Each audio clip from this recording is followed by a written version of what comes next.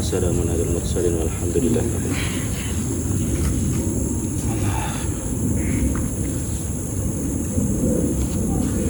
Jadi alhamdulillah ya, hari ini Allah berikan kesempatan kepada kita untuk menziarahi satu orang kekasih Allah yang hidupnya, pikirnya itu sama seperti pikirnya Rasulullah dan sahabat. Bagaimana masjid-masjid ya, itu bisa makmur, bagaimana setiap umat Islam mencintai masjid, karena syarat untuk dicintai Allah, cintai masjid. Syarat satu negeri, rumah tangga, pribadi dimakmurkan Allah, makmurkan masjid. Dan beliau menjadi satu contoh, menjadi guru kita untuk bagaimana kemudian semangat beliau tidak boleh mati. Jasadnya mungkin mati, tapi semangatnya, cita-citanya, pikirnya, risaunya tidak boleh mati. Dan keluarga besar perlu berbangga gitu, karena dikaruniai seorang ayah, seorang orang tua yang sudah memberikan guidance, memberikan contoh. Tinggal kita generasi-generasi penerusnya tinggal mencontoh saja. Jadi kalau kita ingin mulia, ingin bahagia, ingin selamat dunia akhirat, bukan soal harta harus banyak, bukan soal pangkat harus tinggi, bukan soal rumah yang harus mewah, kendaraan yang harus bagus, bukan. Tetapi sederhana sekali, cintai masjid, makmurkan masjid. Masya Allah. Insya Allah.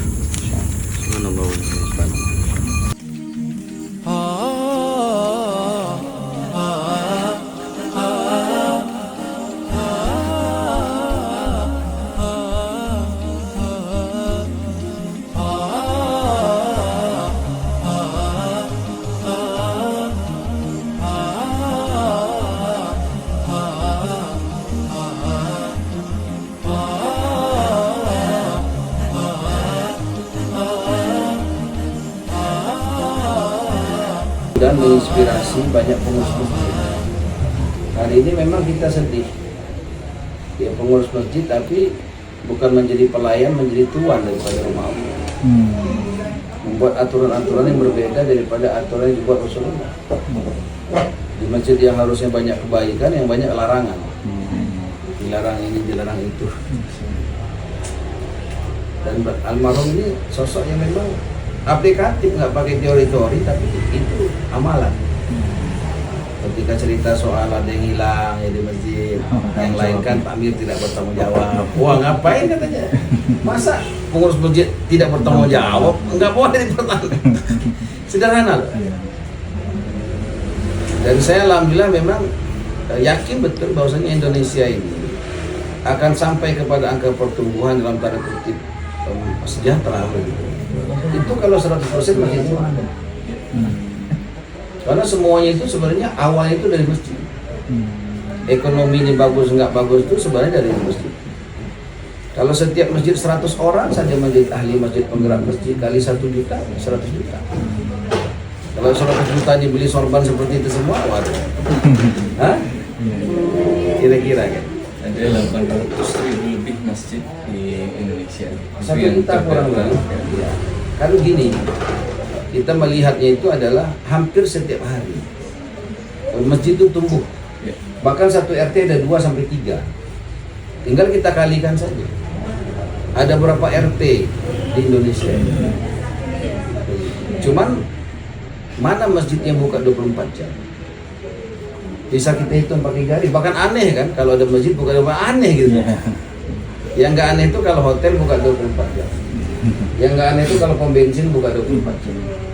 Yang nggak aneh itu kalau ada orang jual gorengan pakai gerobak buka 24 jam atau tambal ban buka 24 nggak ada. Tapi kalau masjid buka 24 jam kok kesannya aneh. Nah, almarhum saya lihat memang konsisten kan dari dulu, nggak bicara yang lain, pokoknya masjid. Karena dari masjid inilah lahir generasi terbaik. Ada preman besar yang ingin membunuh Nabi. Nabi sendiri katakan kalau ada Nabi setelah Rasul, Umar Nabi. Di mana dilatih? Di masjid. Ada budak yang nggak lehmanas, nggak S1, ya kan? Nggak kampanye, nggak debat, jadi gubernur. Gubernur zaman dulu dengan gubernur sekarang berbeda. Kalau gubernur zaman dulu negara yang dipimpin, ya kan? Mesir kan negara. Kalau gubernur sekarang kan provinsi. Wilayahnya lebih kecil. Itu aja keblinger. Dulu nggak lehmanas, nggak S1, nggak kampanye, nggak ada mau jadi gubernur siapa? Bilang. Saking suksesnya jangankan program di dunia. Terompahnya saja didengar Rasul di dalam surga. Makanya apa yang almarhum sampaikan itulah yang sebenarnya menginspirasi. Jadi kalau orang kelaparan di luar masjid datang ke masjid, Allah hilangkan lapar. Ada orang susah cari kerja datang ke masjid, Allah mudahkan dapat kerja. Dan saya sering diceritakan dialog dengan almarhum. Saya bilang saya pernah belajar di Jogokarian ketika sholat Jumat. Setelah sholat Jumat, saya duduk di sudut masjid beramal. Pengurus masjid menghampiri saya dan nanya, ada apa Pak? Tadi sudah sholat Jumat Pak, sendirian. Saya bilang saya enggak, saya lagi belajar bagaimana cara menghidupkan. Dari mana? Dari kerja apa Pak? Saya wali kota. Jadi Bapak kesini jauh-jauh kepengen sholat Jumat ingin belajar. Iya. Dan perlakuan pengurus masjid itu begitu. Ada jamaah yang kira-kira punya masalah dihampiri. Ditanya masalahnya dicarikan solusi. Kalau begitu semua takbir masjid, masya Allah. Makanya kita kalau almarhum kan bicara soal bagaimana pemerintah. Kalau ada kementerian haji, ada dirjen haji misalnya kan, kenapa tidak ada soal fokus? Kalau haji itu kan diadvokasi betul, ya kan, mulai ada travel umroh segala macam itu diorganize kan, sehingga kemudian rombongan kita satu travel di Bengkulu aja, satu travel itu 1.000 orang per bulan diberangkatkan, 1.000 orang. Coba bayangkan kalau ada Bengkulu 1.000 orang pergi ke sini, ajib.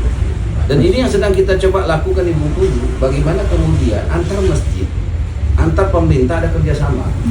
Seperti amanah almarhum kan, bagaimana kemudian haji bisa sukses itu karena diadvokasi, diorganize, gitu oleh travel oleh segala macam ini. Mereka keluar banyak kan prinsipnya orang-orang Kamboja katakan prinsipnya manusia ini. Cara Nabi menyatukan hati umat dua cara saja, beng-beng, makan-makan, jalan-jalan. Jadi programnya itu sederhana, makan-makan, jalan-jalan.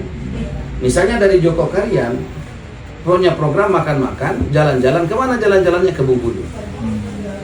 Sehingga nanti makan-makannya tanggung jawab Bengkulu. Selama 3 hari kan tamu punya hak untuk dilayani kan.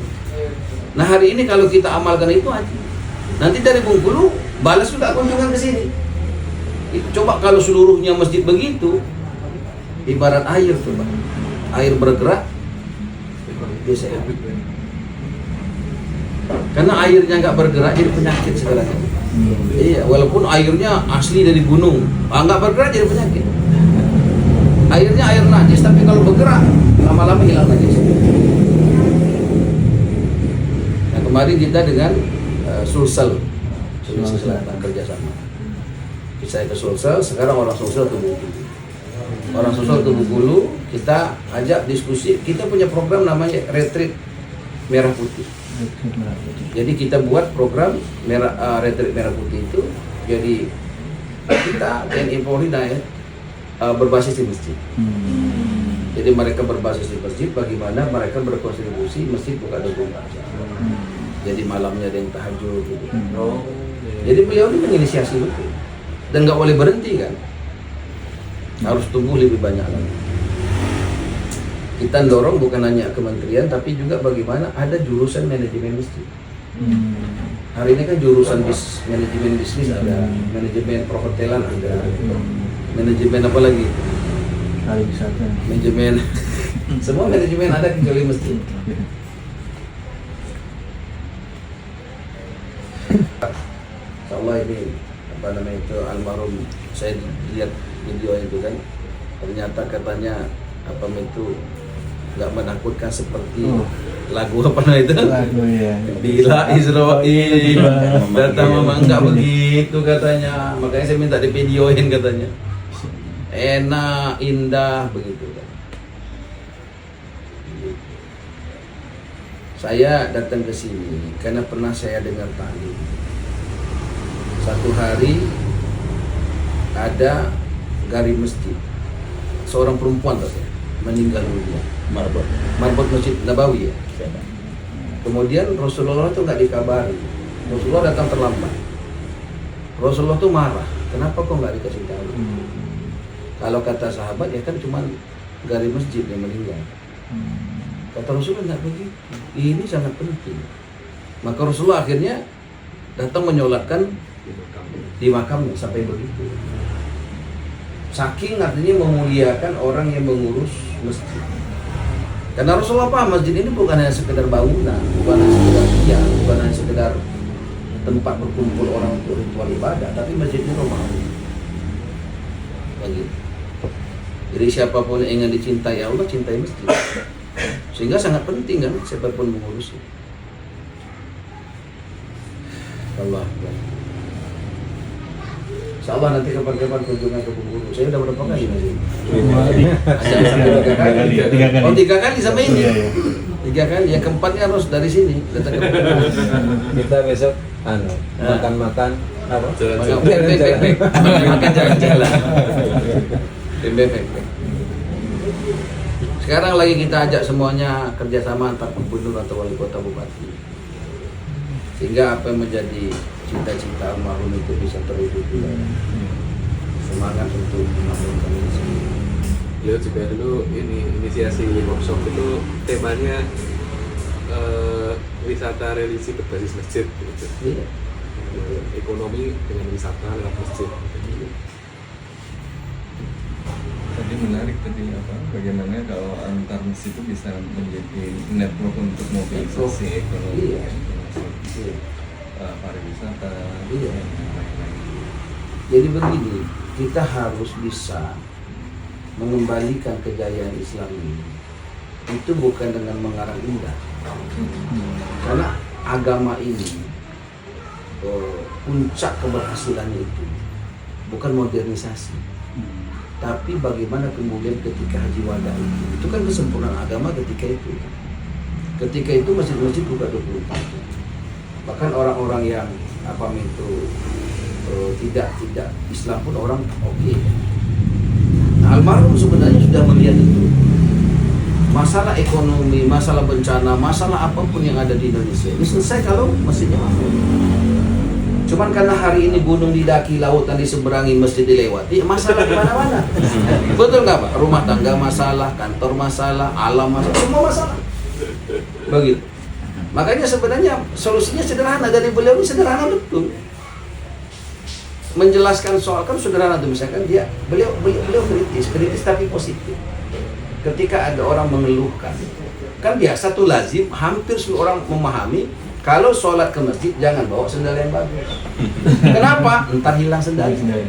Makanya dibawa yang beda-beda warna, ya kan? Yang talinya putus, ya kan? Kan begitu rendahnya kita kan. Maka beliau revolusioner, membuat iklan tuh ya makanya cari pengurus masjid yang bertanggung jawab. Masa ada tulisan jaga sendal, jaga motor, kalau hilang nggak tanggung jawab lah. Terus kan kacau katanya, karena nggak tanggung jawab, bubar masjid itu, jamaahnya jadi bubar gitu.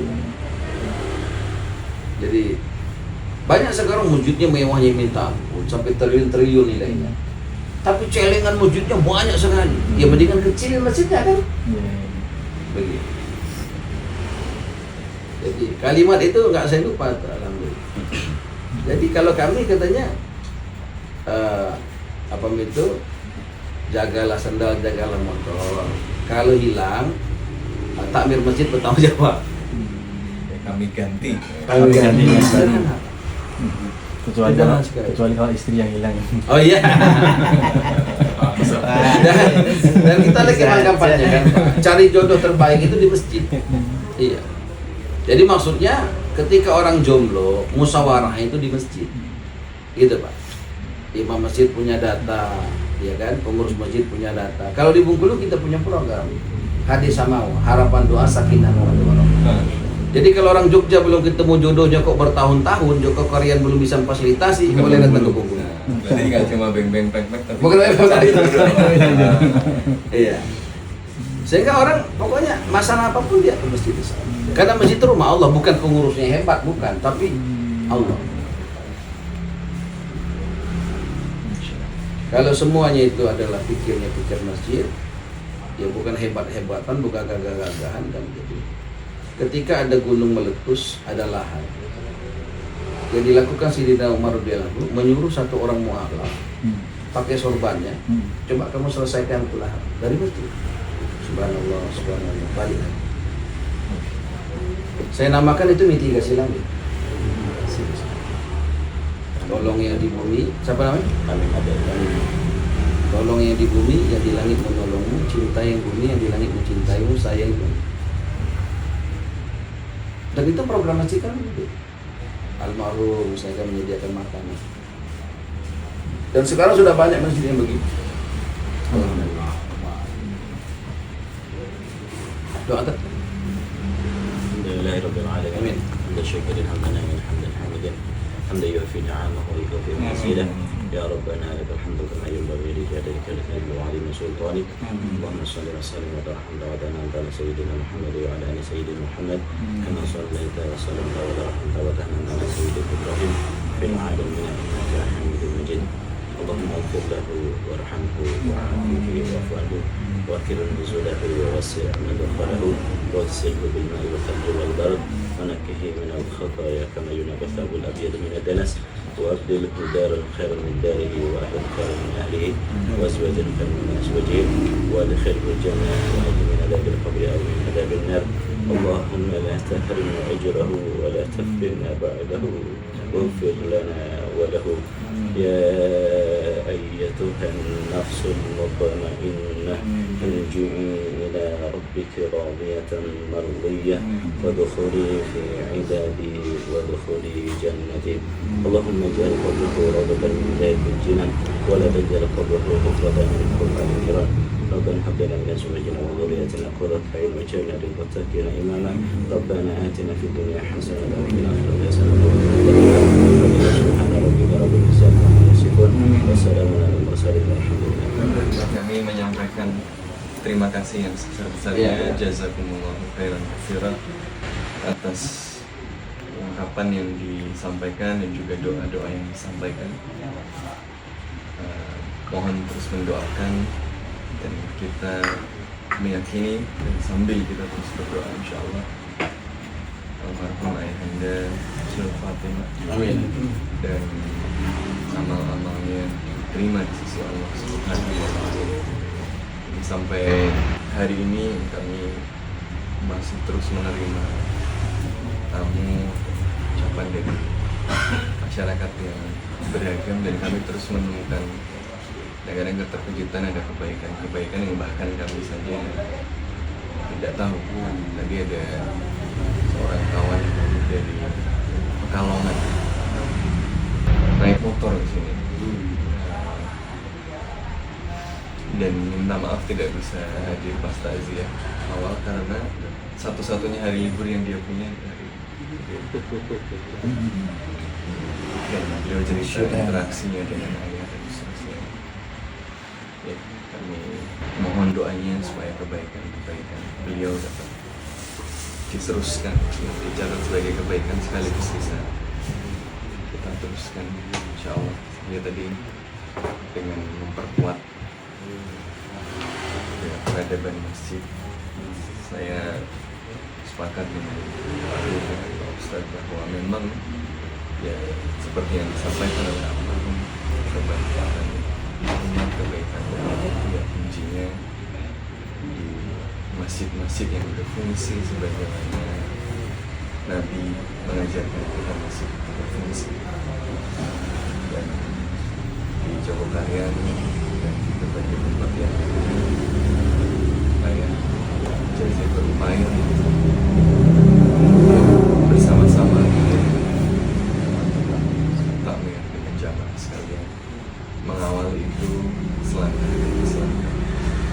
dan saya dulu dari kecil kan di sini, tapi kemudian saya kuliah di UI, kemudian sekarang mengajar diri, jadi sudah agak lama tidak di sini walaupun pulang terus. Haidar ini yang lebih mungkin menemani ayah. Tapi saya ingat dulu bagaimana ketika awal-awal masjid itu kemudian dikelola dengan paradigma yang lebih mendasar gitu, tentang bagaimana masjid memberikan pelayanan sebagai pusat peradaban. Kami menyaksikan betul bagaimana jamaah sholat subuh yang tadinya 2 shaf kemudian menjadi full aula setengah, tidak cukup, kemudian diperluas. Kuncinya memang bagaimana kemudian ya masjid benar-benar hadir ke dalam berbagai persoalan masyarakat dan memberikan jawaban bagi persoalan-persoalan. Kami ingat dulu kami bantu bikin peta Jawa Barat, jadi peta jamaah, memetakan yang sudah sholat, yang belum sholat, kalau sudah haji, yang sudah kurban, belum kurban, yang sudah sekolah berapa, sekolahnya di mana, kondisi ekonominya seperti apa. Dan dengan informasi itulah kemudian program-program sedikit-sedikit disesuaikan dengan kebutuhan jamaah. Ternyata banyak yang belum berangkat ke masjid karena malu belum bisa sholat.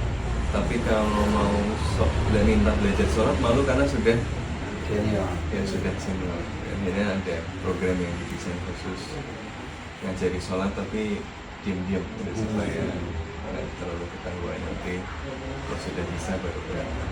Ada yang kebutuhannya begitu.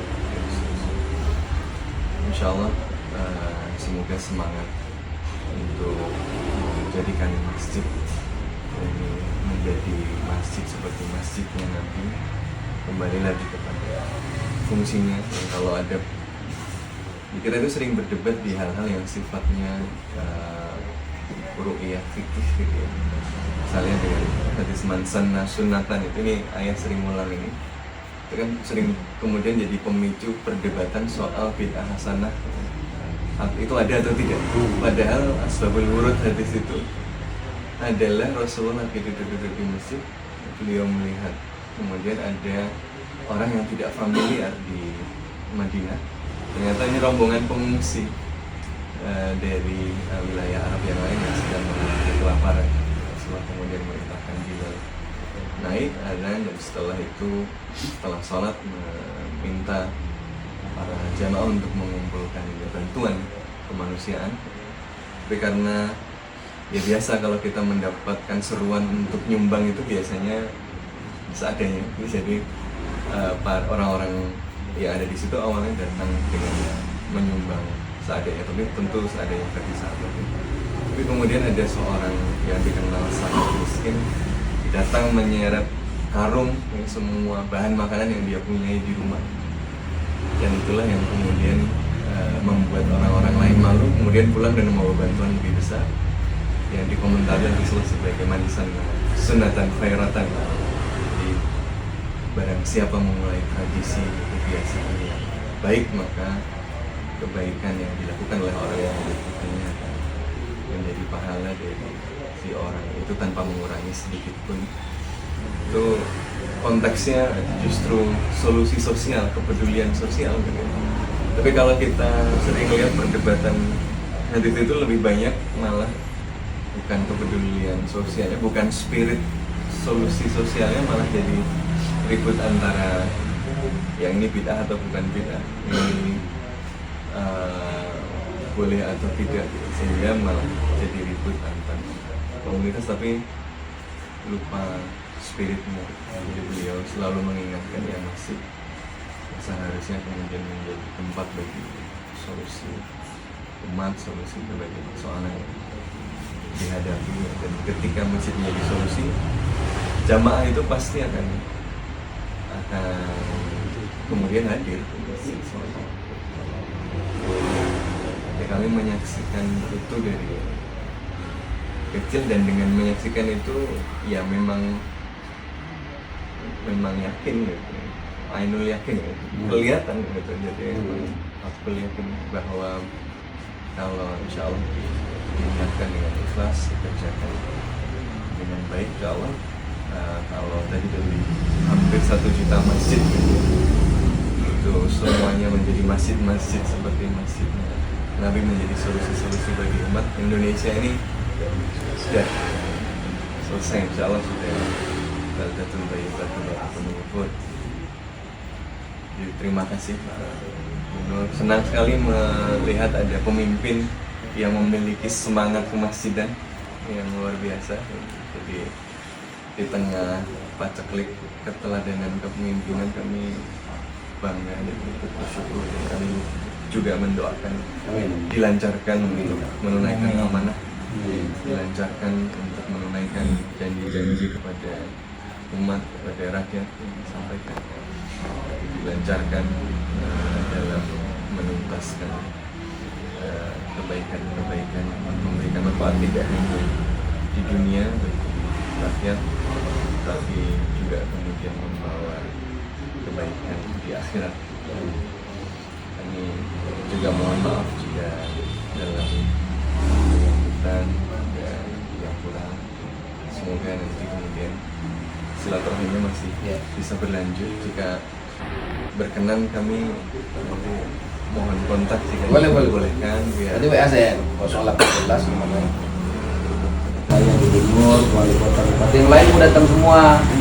Cuman karena memang mungkin situasi kondisi kan, sehingga saya mewakili seluruh masyarakat Provinsi Bengkulu untuk berduka ya, kita kehilangan guru kita yang menjadi inspirasi untuk kebaikan dunia akhirat bagi seluruh masyarakat Indonesia. Jadi insya Allah apa yang beliau perjuangkan almarhum, insya Allah kita perjuangkan. Jadi tidak akan berhenti, tidak akan mati, justru itu akan banyak lagi yang kemudian satu visi dengan almarhum. Karena almarhum ini masya Allah ya, jadi memberikan semangat kepada seluruh takmir masjid insya Allah dan umat Islam untuk lebih mencintai masjid, memanfaatkan masjid. Karena begitu pun pemerintah.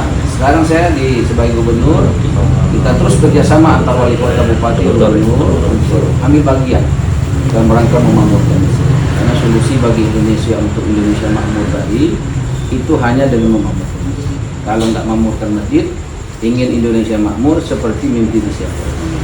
Ya Bu ya.